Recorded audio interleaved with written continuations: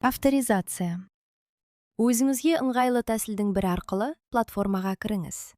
Сіздің нөміріңізге 5 таңбалы коды бар SMS келеді.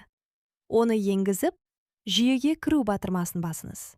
Пайдаланушылық келісіміне және жеке деректерді жинау және өңдеу сұрауын алу үшін SMS хабарламасын жіберуге келісіміңізді беріңіз. Нөміріңіздің дұрыстығын тексеріңіз. Егер нөміріңіз қате болса, бұл менің нөмірім емес батырмасын басыңыз. Ары қарай жеке деректерді жинауға және өңдеуге келісіміңізді беріңіз. Мобильді азаматтар базасында тіркелген нөміріңізге 1414 нөмірінен SMS келеді.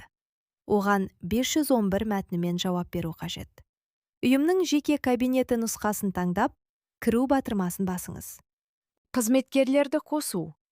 Жауапты қызметкерлерді тағайындау және басқару құқығы тек ұйымның директорына беріледі. Қызметкерлер бөліміне өтіп, қосу батырмасын басыңыз. Қызметкердің ЖСН-ін енгізіп, жіберу батырмасын басыңыз. Қызметкердің телефонына 1414 нөмірінен SMS келеді. Одан хабарламаға жауап беруін сұраңыз. Осыдан кейін келесі батырмасын басыңыз. Орындаушы рөлін таңдаңыз. Бұл қызметкер келіп түскен өтінімдерді өңдеуге жауапты. Сақтау батырмасын басыңыз.